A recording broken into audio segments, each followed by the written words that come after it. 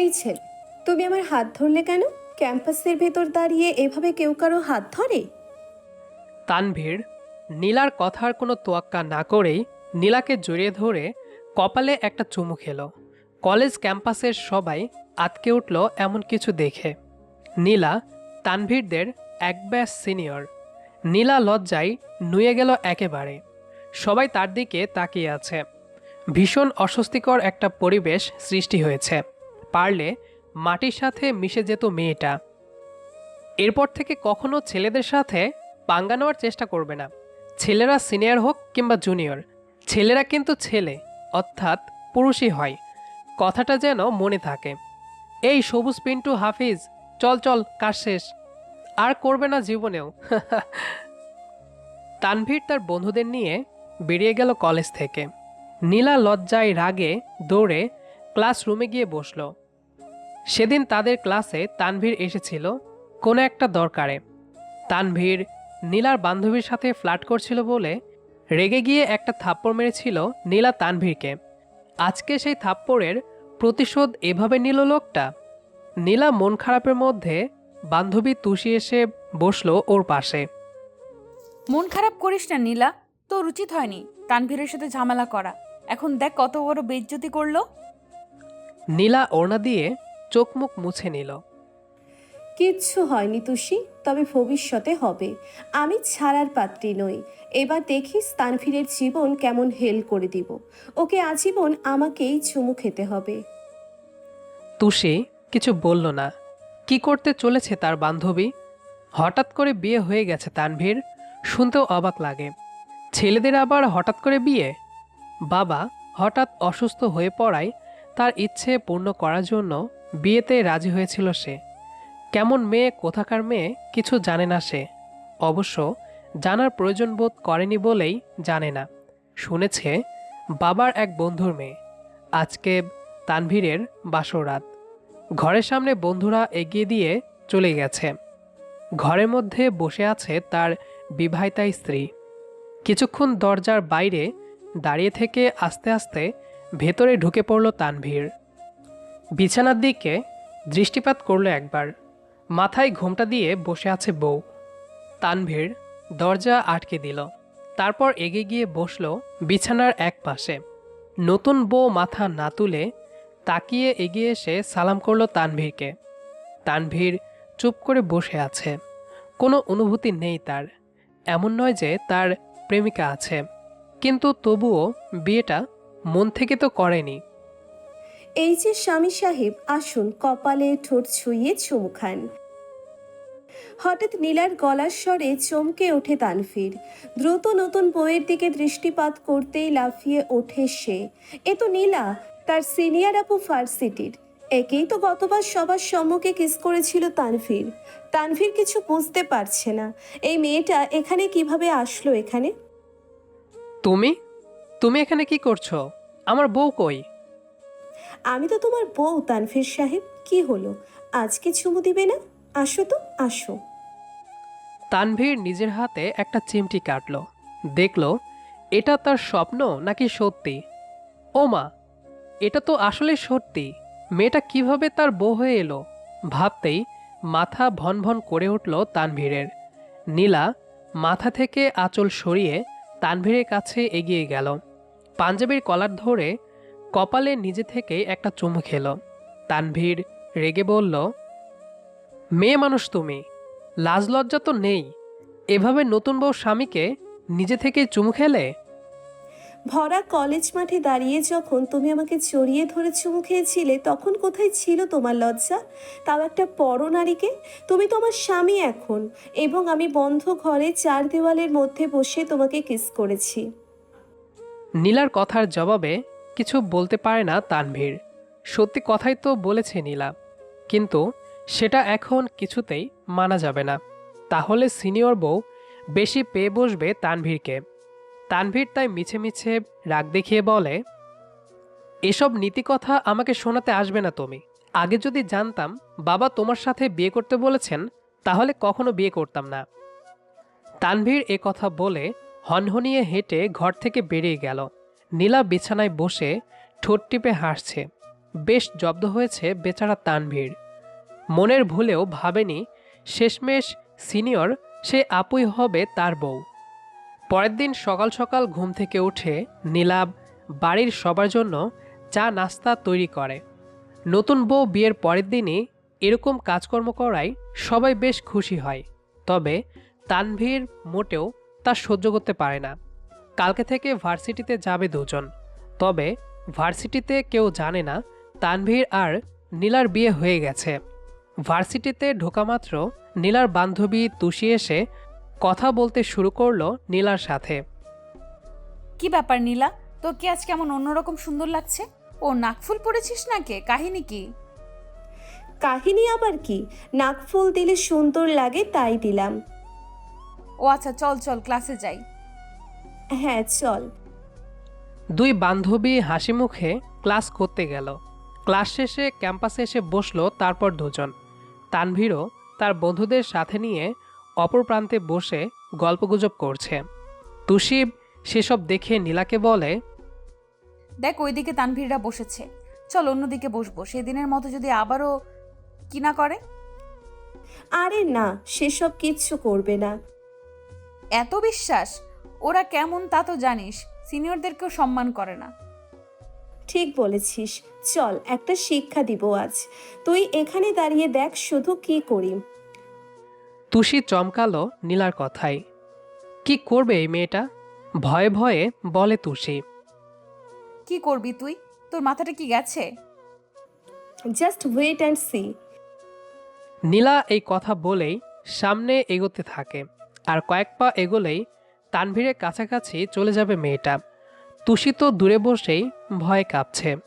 নীলাকে তানভীরের কাছাকাছি আসতে দেখে তানভীরের বন্ধুদের মধ্যে তমাল বলে ওঠে, এই তানভীর, দেখ দেখ, সিনিয়র আপু তোর দিকে আসছে। সেদিনের ওষুধে মনে হয় কাজ হয়নি, আজকে একটু বেশি কিছু দিস।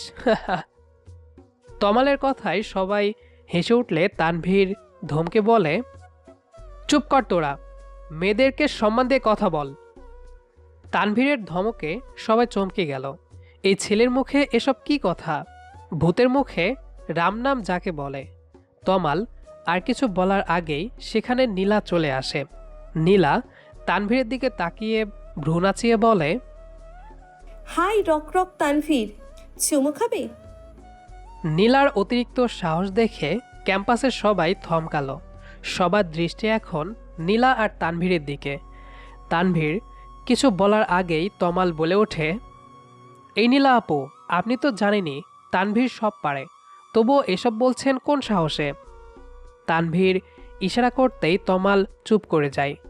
দাঁতে দাঁত খিচিয়ে ছোট ছোট করে তানভীর বলে, নীলা, এটা ক্যাম্পাস, সবাই তাকিয়ে আছে আমাদের দিকে, ভালো হবে না কিন্তু। নীলা জবাবে মুচকি হেসে এগিয়ে গেল তানভীরের দিকে। গলায় হাত দিয়ে জড়িয়ে ধরে লিপকিস করতে লাগলো। সবার অবস্থা তো এখন দেখার মতো। তানভীর চমকে উঠল নীলার স্পর্শে, চোখ বন্ধ করে রইল একটু সময়। সবাই অবাক হয়ে দেখল তানভীরের নীরবতা। নীলা তানভীরকে ছেড়ে দাঁড়ালো পাশে। বাকিরা তখনও হা করে দাঁড়িয়ে আছে। নীলা আর কিছু না বলে আবারও তুষির কাছে এসে বসল। এদিকে সবাই কানাকানি করতে শুরু করেছে নীলাকে নিয়ে। তানভীর তো নীলার এরকম কাণ্ডে জমে গেছে পুরো। সত্যি বলতে তানভীরের নীলাকে বেশ ভালো লাগতো, কারণ নীলা হলো আগুন সুন্দরী, যেমন চেহারা তেমন চুল। সেই সুন্দরী স্ত্রী যদি এভাবে কিস করে তাহলে পুরুষের পক্ষে কঠিন থাকা শক্ত বিষয়। তবুও তানভীর রাগ করে বেরিয়ে গেল ভার্সিটি থেকে। কিছু মেয়েরা নীলাকে এসে বলল, একেবারে ঠিক মতো হয়েছে। নীলা, তুমি সকালে কাজটা কেন করলে? কি করলাম বলো তো? নীলা বিছানায় শুয়ে বলল, তানভীর কেবল ঘরে ঢুকেছে। এমন ভান করছো মনে হয় কিছু জানো না। জানি না তো। নীলা, ফাইজলামের সীমা আছে।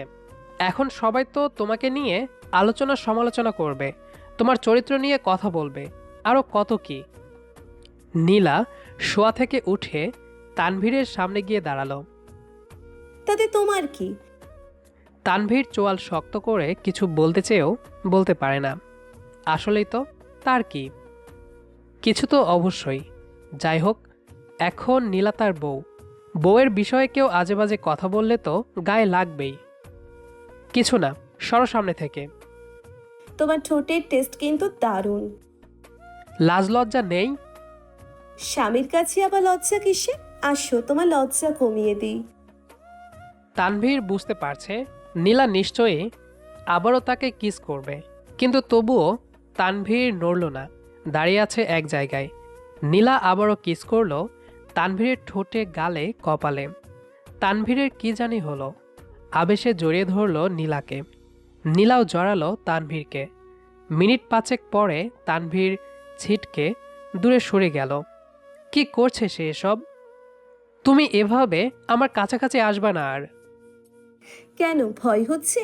নিজেকে সামলাতে পারছো না? না, পারছি না।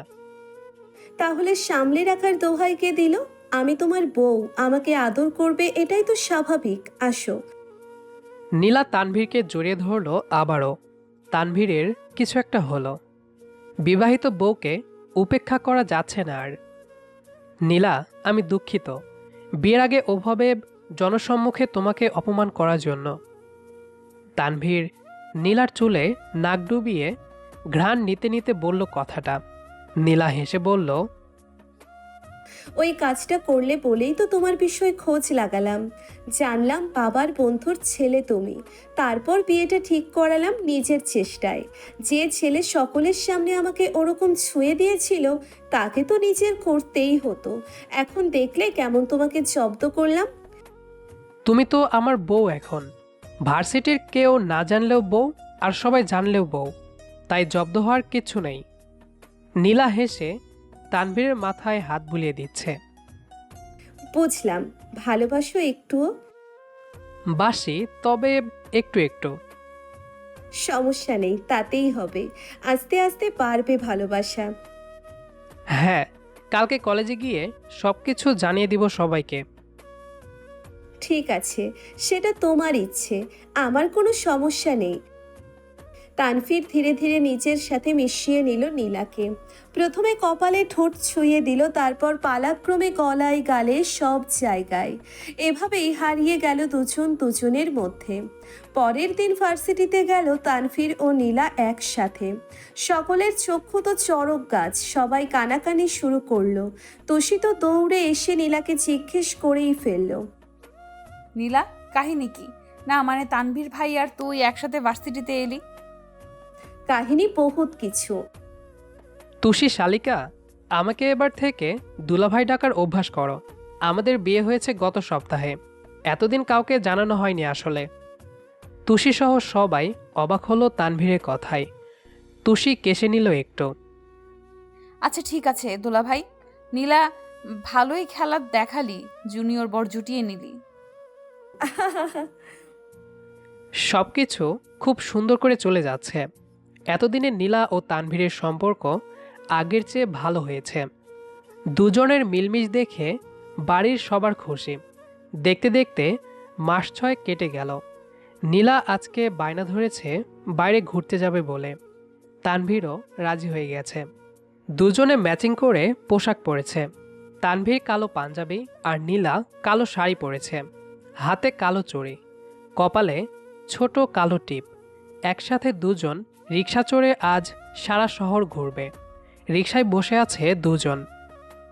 আমার বউটা এত সুন্দর, আগে বুঝলে আর মানব না করতাম না। সরি গো বউ। আহারে, কত ঢং! ঢং বুঝি শুধু তোমরা করতে পারবা? আমরাও করব মাঝে মধ্যে বউয়ের মন পেতে। নীলা হাসল। গাড়ি থেমেছে। রিক্সা থেকে নামলো দুজন। সামনে আইসক্রিমের গাড়ি দেখে নীলা বলে উঠল, তানভীর, আমি আইসক্রিম খাবো। আচ্ছা চলো। তানভীর নীলাকে চকলেট ফ্লেভারের দুটো আইসক্রিম কিনে দিল। তুমি খাবা না? তুমি খাও, আমি চেয়ে চেয়ে দেখি। কি আশ্চর্যের কথা, তুমি খাবা না কেন? আমার টনসিলের সমস্যা। ও আচ্ছা, আমি জানতাম না গো, সরি। আরে ব্যাপার না, তুমি খাও। আচ্ছা, লাভ ইউ বর। লাভ ইউ টু বউ। নীলা হাসলো তানভীরের কথায়, আনন্দ করে খেলো আইসক্রিম। দুজনে আরও কিছু সময় ঘোরাঘুরি করে। সন্ধ্যায় বাসায় ফিরে দুজন ফ্রেশ হয়ে নেয়। রাতের খাওয়া দাওয়া শেষে হঠাৎ নীলা বলে, শোনো না, হ্যাঁ বলো। আমাদের একটা বেবি হলে কেমন হতো? তানভীর চমকালো, সাথে খুশিও হলো। নীলাকে নিজের ওপর তুলে শুয়ে দিল তানভীর। তারপর নাকের ডগায় তার নাক ছুঁয়ে বলল, বেবি লাগবে? দিবা না? বউয়ের আবদার কি ফেলতে পারি? তবে তাহলে তো অসভ্যতামি করতে হবে। তা না হয় করলে একটু অসভ্যতামি। একটু অসভ্যতা করে যদি বেবি পাওয়া যায় তাহলে আমি তাতেও রাজি। দুজনেই একসাথে হেসে উঠল। তানভীর গালে চুমু খেলো। ঠিক আছে, তাহলে শুরু করি। নীলা লজ্জায় লাল হয়ে গেছে, মাথা নাড়ালো শুধু। তানভীর নীলাকে নিজের সাথে একেবারে মিশিয়ে ফেলল। এর মধ্যে হঠাৎ বৃষ্টি শুরু হলো। নীলা বলল, তানভীর চলো একটু বাগানে যাই। এখন এই রাত 12টার সময় বৃষ্টিতে ভিজতে যাবা বাগানে? হ্যাঁ, তুমি যাবা কিনা তাই বলো। তানভীর উঠে বসলো, সাথে নীলাও বসেছে। তানভীর নীলার কপালে এলোমেলো হয়ে থাকা ছোট চুলগুলো কানের পাশে গুজে দিল। একমাত্র বউ বলে কথা, যাব না তা কি হয়? চলো মহারানী। নীলা খিলখিল করে হেসে উঠল। তানভীর নীলাকে কোলে তুলে নিল। ধীরে ধীরে এগিয়ে গেল দরজার দিকে। নীলা তানভীরের গলা আঁকড়ে ধরে তার চোখের দিকে তাকিয়ে আছে। কিছুক্ষণের মধ্যেই দরজা খুলে বাইরে নেমে এলো তানভীর। বৃষ্টিতে ভিজতে শুরু করেছে তারা দুজনই। মিনিট 5 পরে বাগানে এসে দাঁড়ালো তানভীর। এবার থামো। তানভীর কোল থেকে নামিয়ে দিল নীলাকে। তারপর কি করব?